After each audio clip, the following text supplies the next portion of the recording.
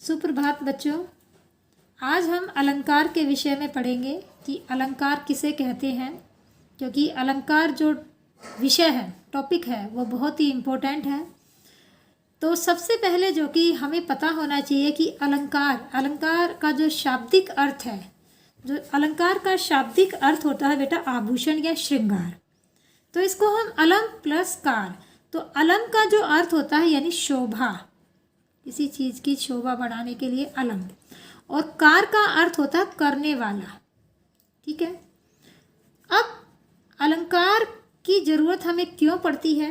अब आपने देखा होगा कि जो कविताएं हैं, ठीक है, काव्य की शोभा बढ़ाने के लिए जो है कवि अलंकारों का प्रयोग करते हैं, जिससे कि कविता में जो है और भी रस आता है। ठीक है।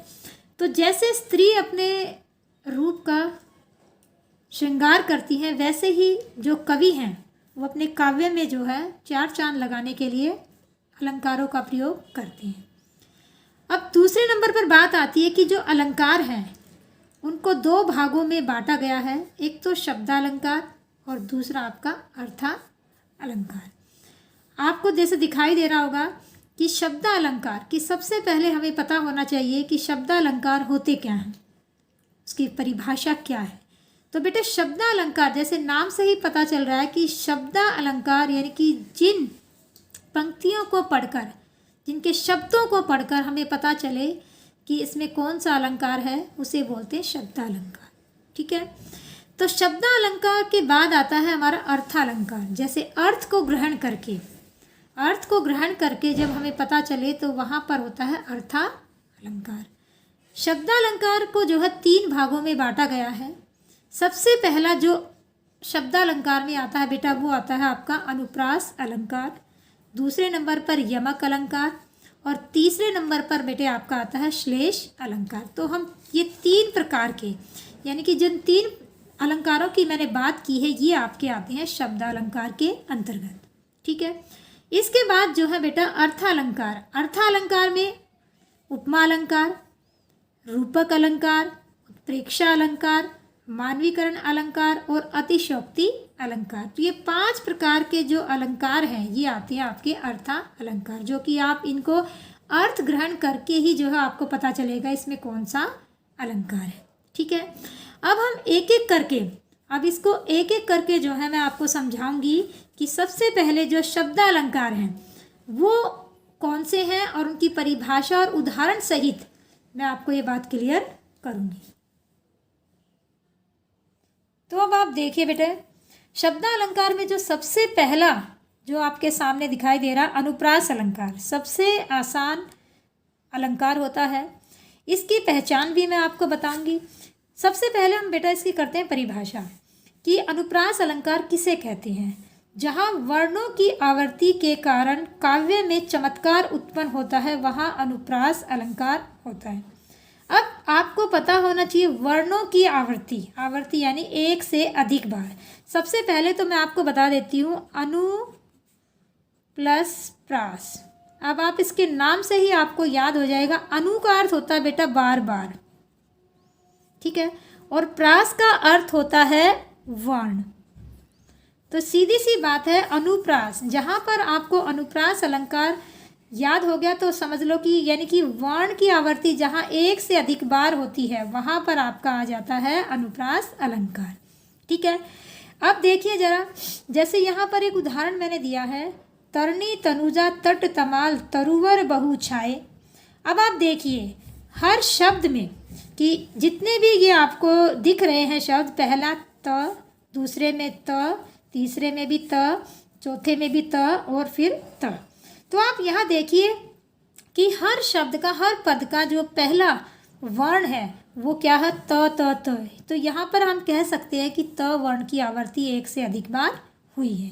इसके बाद आप दूसरा उदाहरण भी देखिए, लट लटकनी मनो मत मधुप गुण मादक मधु पिए, कि ल और यहाँ पर म। तो यहाँ पर आप देखेंगे कि म और ल वर्ण की जो है आवर्ती हुई है, इसलिए जो है यहाँ पर कौन सा अलंकार है, अनुप्रास अलंकार। ठीक है। अब जो है दूसरे नंबर पर हम बात करते हैं यमक अलंकार। ठीक है, अब आपको पता होना चाहिए कि जो यमक अलंकार है, सबसे पहले उसकी डेफिनेशन, उसकी परिभाषा जो है हम कर लेते हैं।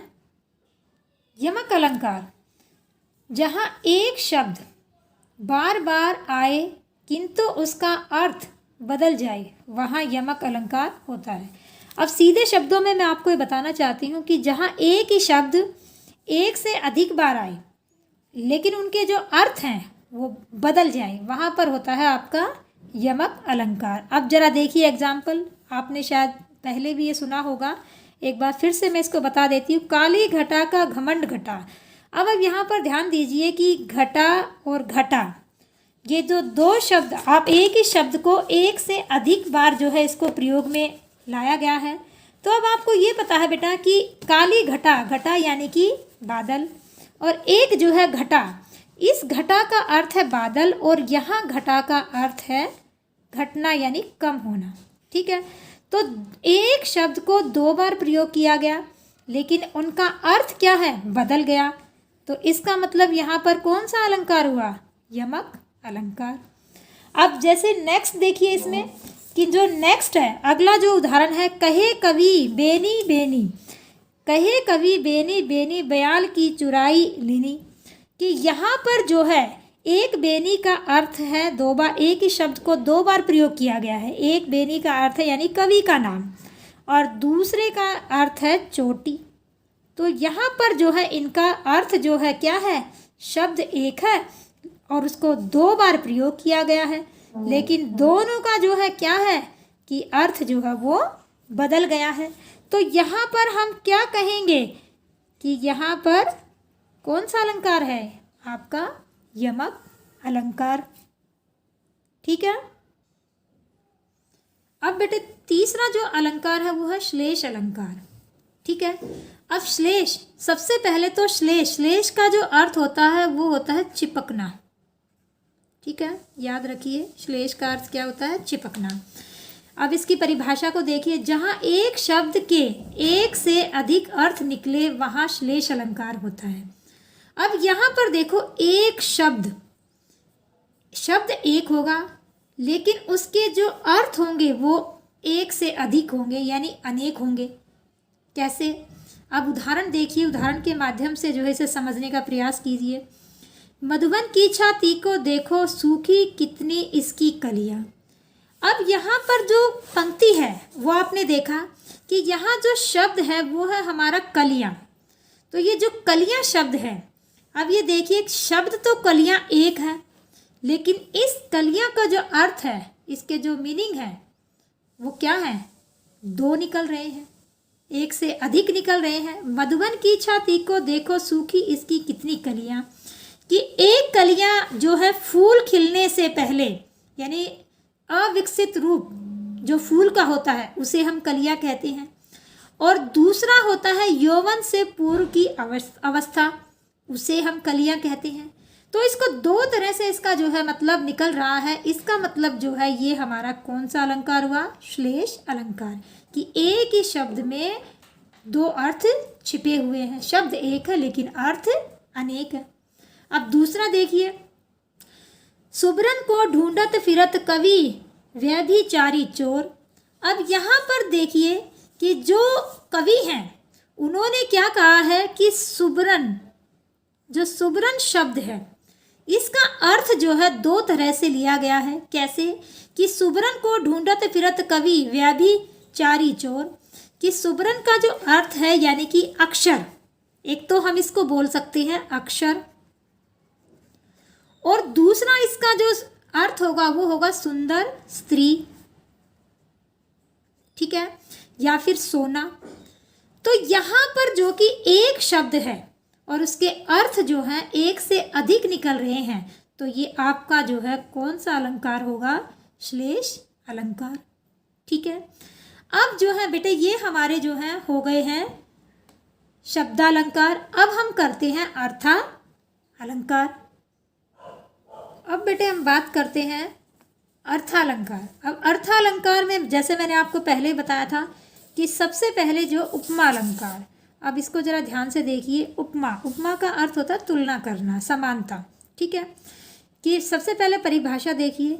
जब किसी वस्तु या व्यक्ति की विशेषता दर्शाने के लिए उसकी समानता किसी अन्य वस्तु या व्यक्ति से की जाती है, वहाँ उपमा अलंकार होता है। ठीक है, अब जरा देखिए कि उपमा अलंकार की किसी व्यक्ति या वस्तु की तुलना या समानता जो है किसी अन्य व्यक्ति या वस्तु से जब की जाती है तो वहाँ पर उपमा अलंकार पाया जाता है। ठीक है, अब जैसे यहाँ पर मैंने एक उदाहरण लिखा है, सीता का मुख चंद्रमा के समान है। अब देखो इसमें ना कुछ 4 चीज़ें जो कि आपको याद रखनी है। ये उदाहरण के साथ में आपको उस बात को क्लियर करूँगी कि उपमा अलंकार के जो कि 4 अंग होते हैं।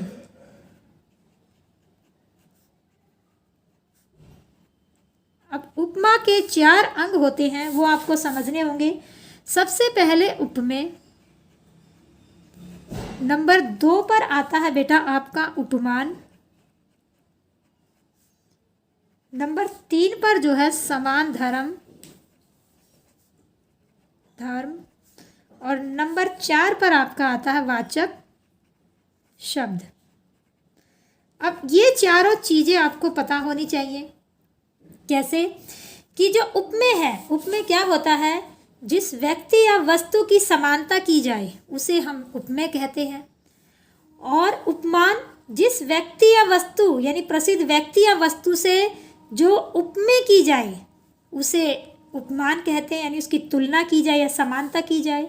ठीक है, अब समान धर्म वाले शब्द वे होते हैं जिनसे की जाए, जैसे यहाँ पर सुंदर के समान सुंदर, तो यहाँ सुंदर जो शब्द है वो मैं अभी आपको बताती हूँ, तो वो समान धर्म होता है। और उसके बाद जो है चौथे नंबर पर आता है आपके वाचक शब्द, यानी कैसे शब्दों का प्रयोग करके समानता प्रकट की गई है। अब सबसे पहले जैसे आप देखिए, सीता का मुख चंद्रमा के समान सुंदर है। अब यहाँ पर उपमेय कौन है? उपमेय यहाँ पर कौन है? सीता। ठीक है, अब इसके बाद सीता के मुख की तुलना किसके साथ की जा रही है? कौन सी प्रसिद्ध चीज के साथ? उनके चंद्रमा। सीता के मुख का जो है बात किसके लिए? चंद्रमा, तो यानी चंद्रमा उपमान है। अब बात आती है कि जो समान धर्म यानी कि क्या है? सुंदर, तो यहाँ पर जो है सुंदर आ जाएगा। वाचक शब्द के समान, ठीक है। ये 4 चीजें बेटे आपको इसमें ध्यान में रखनी पड़ती है। इसके अलावा इसमें जो सबसे इम्पोर्टेंट यानी इसकी जो पहचान है, एक ट्रिक जो बताती हूँ जिससे कि पता चलता है कि यहाँ पर जो है उपमा अलंकार है, तो वो मैं आपको कुछ शब्दों के साथ बताती हूँ। देखिए बेटे, अब ये चीज़ें चारों आपके इसके उपमा के अंग आपको पता चल गए। अब इसकी पहचान मैं आपको बताती हूँ। इसमें कुछ ऐसे वाचक शब्द होते हैं जिससे हमें पता चलता है कि इसमें उपमा अलंकार है, जैसे सा, सी, से, सम और सरिस। ये जो शब्द हैं या जैसा भी, तो इन वाचक शब्दों से हमें पता चलता है कि इन पंक्तियों में जो है कौन सा अलंकार है? उपमा अलंकार। ठीक है, तो ये आपकी एक पहचान है कि आप इन्हें देखेंगे कि पंक्ति में जो है वो अवश्य ही जो है आपको मिलेंगे। अब जैसे मैं आपके सामने एक और उदाहरण जो है लिख कर दे रही हूँ, पीपर पात सरिस मंडोला। अब ये देखिए, मैंने यहाँ पर जो है आपको सरिस शब्द बताया था, तो पंक्ति में आपको दिखाई दे रहा होगा सरिस। एक और आपको उदाहरण जो है मैं देती हूँ जिसमें आपको और भी ज़्यादा जो है क्लियर हो जाएगा। जैसे तीसरे नंबर पर, हाय फूल सी कोमल बच्ची, शायद आपने सुना भी होगा, हाय फूल सी कोमल बच्ची हुई राख की ढेरी थी। अब देखो, हाय फूल सी कोमल बच्ची, ठीक है, हुई राख हुई राख की थी ढेरी। अब ये देखिए कि आपने देखा होगा कि इसमें भी जो है जो वाचक शब्द है यानी कि फूल सी, तो ये जो सी आया ये आपको दर्शा रहा है कि इसमें कौन सा अलंकार है, उपमा अलंकार। ठीक है बेटे, तो इस तरह से जो है बहुत सारे उदाहरण हैं, अगर आप देखेंगे तो आपको पता चल जाएगा। जैसे मैं आपको एक उदाहरण और बताऊंगी कि जैसे मैंने बोला कि नील कमल से सुंदर नयन, नील कमल से सुंदर नयन, तो यहाँ पर से आया। तो इसी तरह से आप देखेंगे कि ये इसकी एक पहचान है जिसे आप आसानी से जो है पता लगा सकते हैं कि इसमें उपमा अलंकार का प्रयोग किया गया है। चलिए बेटे, अब हम करते हैं रूपक अलंकार। ठीक है, रूपक अलंकार सबसे पहले जो है इसकी डेफिनेशन देखते हैं, परिभाषा। जहाँ गुण की अत्यंत समानता दर्शाने के लिए उपमेय और उपमान को अभिन्न अर्थात एक कर दिया जाए, दूसरे शब्दों में उपमान को उपमेय पर आरोपित कर दिया जाए, वहाँ होता है रूपक अलंकार। अब सीधे शब्दों में मैं आपको इस चीज़ को बता रही हूँ कि जहाँ पर उपमेय और उपमान, मैंने आपको पहले भी बताया है उपमा अलंकार में, उपमेय और उपमान को दोनों को एक कर दिया जाए, यानी कि यहाँ ना समानता ना तुलना, यहाँ दोनों ही एक हो जाएंगे, वहाँ पर हो जाता है बेटा रूपक अलंकार। अब जरा आप उदाहरण में देखिए तो आपको और अच्छे से ये जो बात क्लियर होगी। सबसे पहला जो उदाहरण है, जलता है यह जीवन पतंग। अब यहाँ पर देखिए कि जो ये उदाहरण मैंने दिया है इसमें जो जीवन है वो तो बेटा है उपमेय, ठीक है, और जो पतंग है वो है उपमान। अब देखो इनकी जो है कोई तुलना या समानता नहीं की गई है, इन दोनों को एक कर दिया गया है और ये दोनों एक हो गए हैं, इसलिए जो है यहाँ पर रूपक अलंकार है। एक तो आप सबसे पहले इसमें एक डैश भी देखिए, लेकिन ज़रूरी नहीं है योजक चिन्ह हमेशा ही हो। तो ये दोनों को जोड़ने का काम कर रहा है, यानी कि दोनों एक हैं, यानी उपमेय और उपमान एक है। तो यहाँ पर जो है आपका कौन सा अलंकार आ जाएगा, रूपक अलंकार। दूसरा उदाहरण देखिए, चरण कमल बंदो हरि राई। अब यहाँ पर जो चरण कमल की जो चरण रूपी कमल है, ठीक है, कि जो चरण है वो कमल रूपी है, इसलिए यहाँ पर जो है रूपक अलंकार है। तीसरा एक उदाहरण भी जरा देखिए, मैया मैं तो चंद्र खिलौना ले हूँ, कि यहाँ जो कृष्ण भगवान है वो अपनी मैया से कहते हैं चंद्र खिलौना, यानी कि चंद्रमा को वो खिलौना कह रहे हैं, वो ये नहीं कह रहे कि चंद्रमा के समान। अगर यहाँ के समान होता तो आपका होता उपमा अलंकार, लेकिन यहाँ पर चंद्र खिलौना, यानी कि इस बात को जो कि श्री कृष्ण भगवान क्या कह रहे हैं कि जो चंद्रमा रूपी खिलौना है उसे वो लेना चाहते हैं, तो ये आपका हो गया बेटा रूपक अलंकार। ठीक है, अब आगे देखिए, अब देखिए आगे जो अगला अलंकार है हमारा अर्थालंकार, वो है आपका उत्प्रेक्षा अलंकार। इसकी परिभाषा देखिए, जहाँ उपमेय और उपमान की समानता के कारण उपमेय में उपमान की संभावना या कल्पना की जाए, वहाँ उत्प्रेक्षा अलंकार है। ये आप उपमेय और उपमान बेटा आप इसको बिल्कुल अच्छे से ध्यान में रखिए, क्योंकि बार बार ये चीज़ आती है, उपमेय जिसकी तुलना की जाए और उपमान जिससे की जाए। ठीक है, तो यहाँ पर जो है उत्प्रेक्षा अलंकार। अब उत्प्रेक्षा जो अलंकार है इसमें जो है कुछ इसकी पहचान भी है, इसके कुछ ऐसे वाचक शब्द हैं जिनके आधार पर जो है हम कह सकते हैं कि उसकी पहचान मैं आपको बताती हूँ। जैसे मनु मानो, मनु मानो, जनु, मनु मानो जनु, जनु, ठीक है, और बेटा जानो, और आपका जो है मानो तो हो गया, लेकिन एक बार और मनु। इस तरह के जो ये मैंने वाचक शब्द लिखे हैं ये बेटे उत्प्रेक्षा अलंकार की पहचान है। अगर आपको परिभाषा भी ध्यान में नहीं रहती है तो आप जब ये देखेंगे मनु मानो जनु, जनु जानो मानो मनु, ये शब्द जो हैं वाचक शब्द हैं, ये आपको पंक्ति के अंदर अवश्य दिखाई देंगे, तो वहाँ पर आपका जो है उत्प्रेक्षा अलंकार होगा। तो ये एक तरह की ट्रिक है। अब देखिए उदाहरण एक बार देखिए। सिर फट गया उसका वही मानो अरुण रंग का घड़ा। अब यहाँ सिर फट गया मानो, एक तो शब्द पहले आप देखिए वाचक शब्द मानो, क्योंकि यहाँ जो सिर फट गया है उसको अरुण रंग यानी कि लालिमा की तरह, घड़े की तरह उसे बताया गया है। तो यहाँ पर एक क्या है, कल्पना, एक संभावना जो है की गई है। मानो शब्द देखिए। उसके बाद दूसरा उदाहरण देखिए। ले चला साथ में तुझे कनक ज्यों भिक्षुक लेकर स्वर्ण झनक। अब यहाँ पर आपको सीधा ज्यों शब्द, एक यहाँ पर ज्यों भी आएगा, ज्यों, ठीक है, कि ज्यों शब्द आप वाचक शब्द में देखिए ज्यों। ले चला साथ में तुझे कनक ज्यों भिक्षुक लेकर स्वर्ण झनक। तो यहाँ पर जो शब्द भी दर्शाता है कि ये कौन सा अलंकार है, उत्प्रेक्षा अलंकार का उदाहरण है। एक उदाहरण और देखिए। उस काल मारे क्रोध के तनु कांपने उनका लगा, मानो हवा के जोर से सोता हुआ सागर जगा। तो यहाँ जो मानो शब्द है ये भी किस चीज़ को दर्शा रहा है कि ये उत्प्रेक्षा अलंकार का ही उदाहरण है।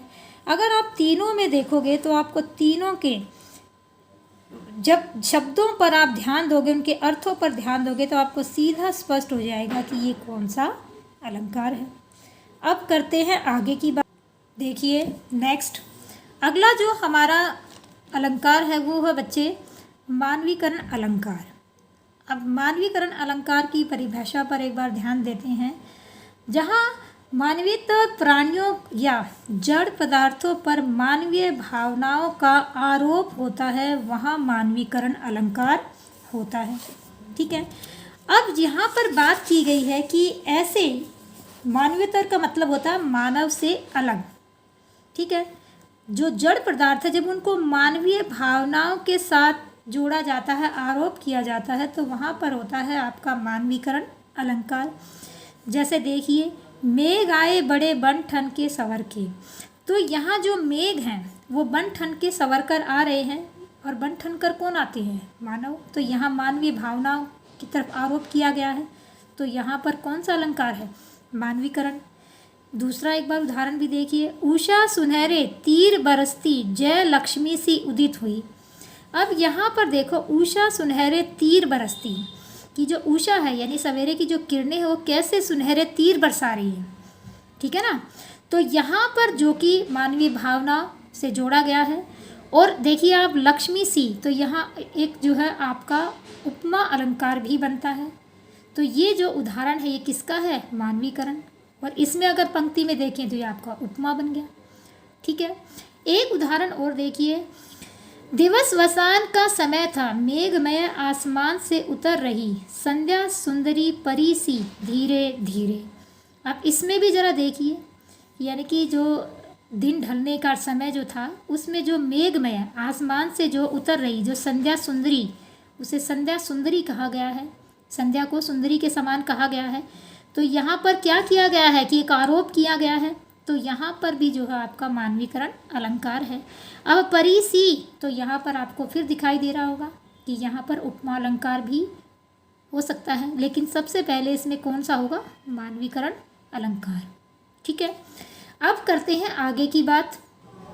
अब हमारा लास्ट जो कि अलंकार है अतिशयोक्ति अलंकार। एक तो बेटे सबसे पहले अतिशयोक्ति, जो कि सभी ज़्यादातर इसकी स्पेलिंग में मिस्टेक करते हैं, वर्तनी अशुद्धि होती है, तो ये ध्यान दीजिए।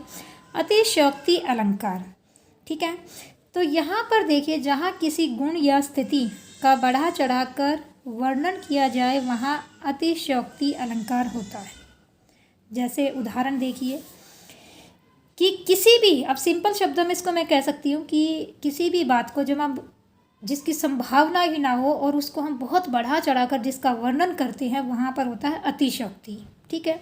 यानी अतिशयोक्ति उस उक्ति को बहुत ज़्यादा बढ़ा चढ़ाकर वर्णन करना। कड़त साथ ही मयान ते असी रिपु तन ते प्राण।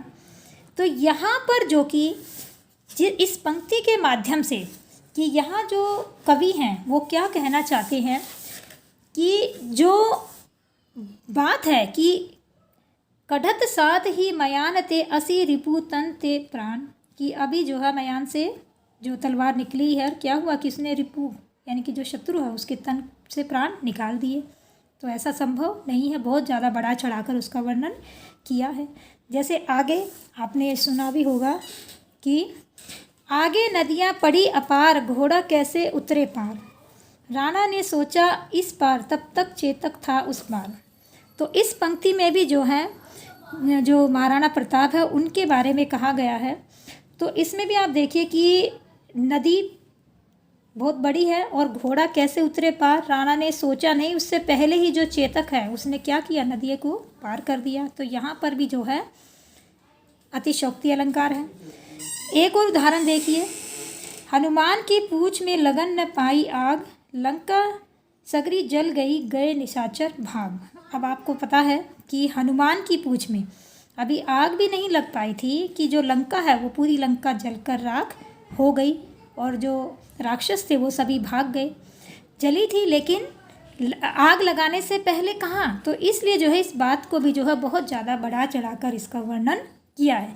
तो कहने का तात्पर्य क्या है कि जहाँ पर किसी चीज़ को बहुत ज़्यादा बढ़ा चढ़ाकर कवि ने जो है वर्णन किया है वहाँ पर होता है अतिशयोक्ति अलंकार। तो बेटे ये जो है आपके अलंकार टॉपिक जो है मैंने पूरा करवा दिया है। इसको ध्यान से पढ़िए, 2-3 बार देखिए, आपको जो है बिल्कुल क्लियर हो जाएगा, फिर आपके जो है कभी भी दिक्कत नहीं होगी। ठीक है बेटे, ओके बेटे।